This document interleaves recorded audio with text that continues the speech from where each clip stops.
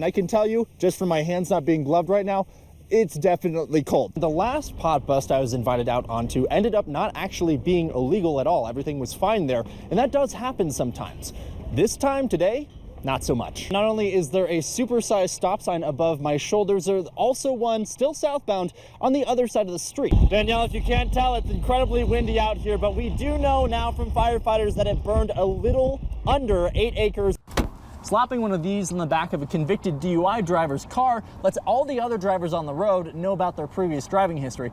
It also doubles as public shaming, but some people are saying it's none of their business. This kitchen window, which is double paned, first pane broke through, second pane did hold, but that's not the case with this other window right next to it. Elisa, from what a lot of people in the crowd were telling us earlier, the best way to get a read on a candidate is to watch them respond to a difficult question and see where they go from there. And the city of Colorado Springs has an ordinance that says you cannot get near or be on the ice in any of its parks.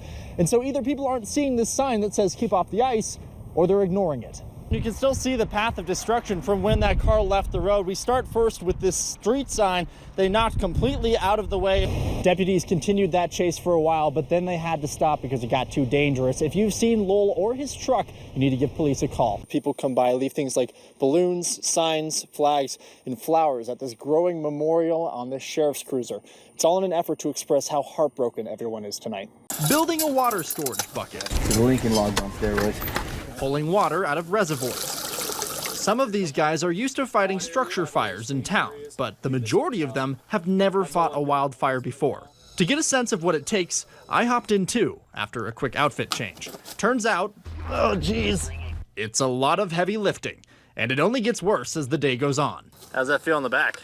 They asked me at 6 o'clock. Even though it's hard work, getting everyone ready for these remote operations can be the difference between saving a home or not.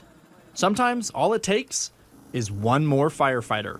One more person that on the ground that can handle a hose line, one more person as a set of eyes to look for additional dangers and hazards. Now remember, it's not snitching if you can stop a wildfire by doing it. If you do call police about people lighting off fireworks, they'll ask that you be patient because they have a lot of these calls. They'll need to prioritize them. And we have an update tonight on what's being called the third largest fire in our state's history. The spring fire burning in Huerfano and Costilla counties has now burned 95,000 acres. Current rules in place say that oil and gas production has to be at least 500 feet away. That's about 2 football fields back to back.